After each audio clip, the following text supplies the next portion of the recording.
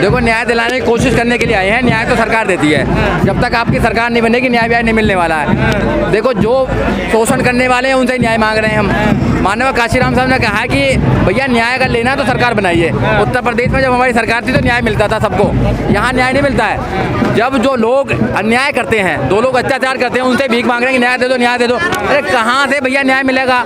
न्याय अगर मिलना है तो अपनी सरकार बनानी पड़ेगी। सरकार तो तुम किसकी बना रहे हो? सरकार तुम बीजेपी की बना रहे हो, कांग्रेस की बना रहे हो, आम आदमी पार्टी बना रहे हो, और न्याय उनसे मांग रहे हो। भैया न्याय देने वाले नहीं है। जो बाबा साहब डॉक्टर अम्बेडकर की मूर्ति लगाते हैं, मूर्ति पर माला चढ़ाते हैं, विचारों पर ताला लगा देते हैं। और अभी प्रोफेसर साहब थे, कह रहे थे कि हम इसे फूले अम्बेडकरी यूनिवर्सिटी बनाना चाहते हैं। भैया कहाँ से बनाओगे यूनिवर्सिटी? अरे यूनिवर्सिटी तो वो बनाएंगे ना, उनकी विचारधारा चलेगी जिनकी सरकार होगी। सरकार के लिए तो तुम काम करते नहीं है। बहुजन समाज पार्टी के लिए सब उल्टा सीधा बोलते हैं। अरे बहुजन समाज पार्टी देश की तीसरे नंबर की पार्टी है। आज भी आपको उसको तैयार करना पड़ेगा। अगर सारे बहुजन उसको एक बार वोट दे दें और अपना सरकार बना लें तो सारी समस्याओं की खत्म हो जाएंगी। सारी विपत्तियों के मालिक तुम हो, संपत्ति के मालिक उनको बना रखा है। तो बड़ा विरोध करते हैं ये जितने प्रगतिशील लोग हैं। तो यही तो दिमाग है इनका। भैया मांगने वाले बन गए ना, मांग दे दो दे दो दे दो दे दो, मांगने से कुछ नहीं होगा।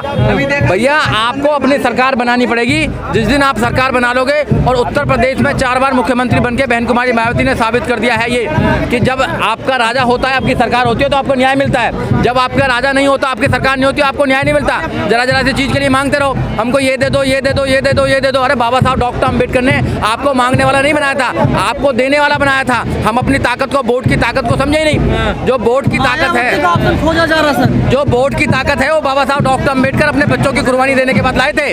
वोट का अधिकार निकाल दो, तुम्हारे पास आ कौन रहा है? कोई नहीं आ रहा तुम्हारे। तो वोट की कीमत को समझो। जब तक तुम वोट की कीमत को नहीं समझोगे तब तक बात बनने वाली नहीं है। इसलिए आज भी सुधर जाओ। अगर तुम्हें अपना मान सम्मान स्वाभिमान बचाना है तो बहन कुमारी मायावती और बहुजन समाज पार्टी को मजबूत करो। केवल एक ही वो है विकल्प है आपके पास, Bahujan Samaj party, Bahujan Samaj party, Bahujan Samaj party. और बहुजन तो बटे हुए हैं ना, उनको एक करने के लिए बोल रहे हैं ना, हम एक हो जाओ भैया। अरे तुमने उन लोगों को 84 तक तुमने कांग्रेस को जिताया, कोई डिमांड नहीं करी। फिर तुमने बीजेपी को जिताया, कोई डिमांड नहीं करते हो, फिर पिटाई और होती है। फिर तुमने आम आदमी पार्टी को जिताया, वो भी तुम्हारी पिटाई ठुकाई कर रही है, सब लूट रही है। अरे एक बार अपनी पार्टी को जिता लो मेरे भाई, क्या हो रहा है? आप जिताते नहीं हो, आपको तो हजारों कमियां दिखाई देती हैं। और पिटने से पहले इनकी पार्टियां कांग्रेस बीजेपी होती है ना, पिटने के बाद बहुजन आ जाते हैं। हाँ यही तो प्रॉब्लम है सारी। जब तक पिटते नहीं है, जब तक ये समझ में नहीं आ रही है, तो हम चाहते बिना पिटे ही समझ में आ जाए मेरे भाई। भाई बहुजन समाज पार्टी जब इस देश में राज कर रही थी तो सबको न्याय मिला नहीं मिला? सामाजिक न्याय मिला, आर्थिक न्याय मिला, और राजनीतिक न्याय तो मिला ही मिला। आपकी सरकार थी। तो मेरा कहना ये है आपके चैनल के माध्यम से नौजवानों को कि अब भी सुधर जाओ। कहीं जाने की जरूरत नहीं है, भटकने की जरूरत नहीं है। बहुत सारे लोग आएंगे तुम्हें भटकाने के लिए। सुधरेंगे। हाँ बिल्कुल, अपनी ताकत बना लो। जब तक तुम अपनी ताकत नहीं बनाओगे, एक एक करके पिटते रहोगे, ऐसे ही नौकरी छुटती रहेंगी। फिर न्याय मांगते रहना, न्याय देने वाले मत बनना। अरे तुम्हारे पास सब कुछ है, तुम 100 में 84 हो, 100 में 84% तुम्हारी वोट है। अपनी वोट का इस्तेमाल करो, अपनी वोटों का इस्तेमाल करोगे सब कुछ काम हो जाएगा। तो लगता है आपको सर ये जो लोग जो आंदोलन होते हैं इनका कोई नतीजा निकलेगा? देखो इनका नतीजा इतना ही है कि शोर मचा के घर चले जाते हैं बस। इनका नतीजा वोट में कन्वर्ट होना चाहिए। अगर आप न्याय चाहते हैं तो वोट में कन्वर्ट करो ना उसको, जो पार्टी सबसे ज्यादा ताकतवर है। देखिए सर, 72 दिन हो या 72 महीने हो जाएं, न्याय जरूर मिलेगा। क्योंकि जो संविधान हमारा कहता है सबके लिए जो इक्वल राइट की बात करता है, तो डॉक्टर रितु के लिए भी इक्वल राइट की बात करता है, तो उन्हें भी जरूर न्याय मिलेगा। हाँ दिन देरी जरूर है। जो मनुवादी सोच के जो लोग बैठे हुए हैं ना, उन लोगों के अभी कान पे जूं नहीं रेंग रही है। क्योंकि उन्हें सिर्फ ये दिख रहा है कि ये जिस समाज, डॉक्टर रितु जिस समाज से आती हैं और जिसने इनके ऊपर एट्रोसिटी की है, वो जो जिस सवर्ण समाज से आती है उसके वो हितैषी बने। कानून पे आपको विश्वास नहीं है? नहीं, हमें बिल्कुल कानून पे विश्वास है। ये कानून ही तो बचा है जिसमें हम विश्वास कर सकते हैं। तो फिर सड़कों का रास्ता क्यों चुन लिया आप लोगों ने? सड़कों का रास्ता हमें मजबूर किया गया है। इन लोगों ने इतना मजबूर कर दिया कि हमें सड़कों पे आना पड़ रहा है। पर आपकी पार्टी तो इसके सख्त खिलाफ रहती है। नहीं देखो, पार्टी इसके सख्त खिलाफ रहती है, लेकिन जब हम लोगों के हालात इस तरीके के पैदा कर देंगे कि जब वो हमें संसद में जब हमें लोग नहीं सुनेंगे तो हम वही रोड पे ही सुनाएंगे।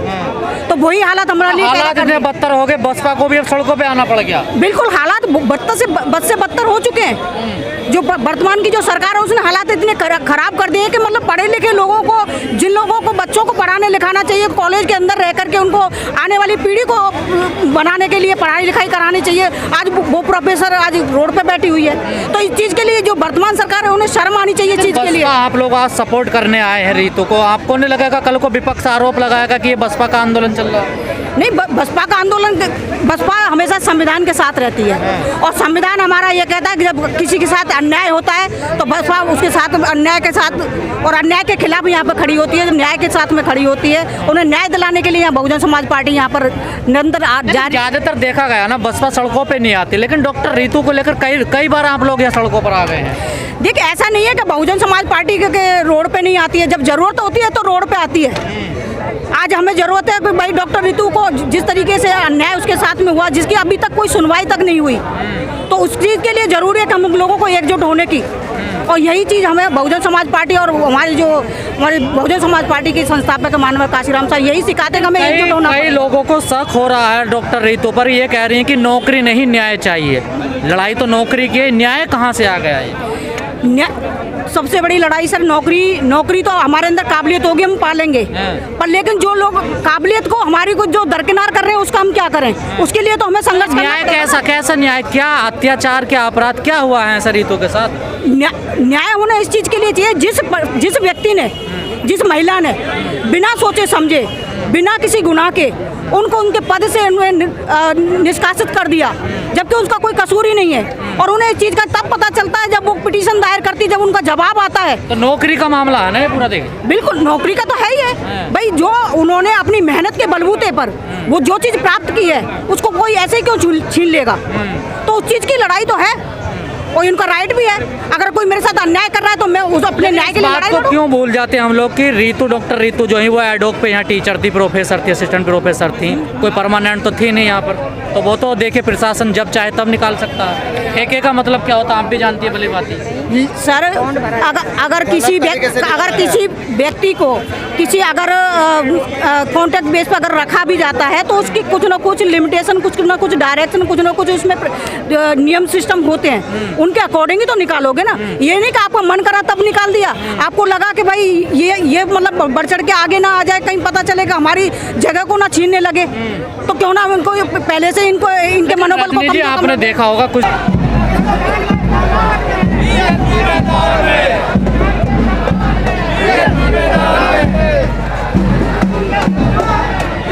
मैदान में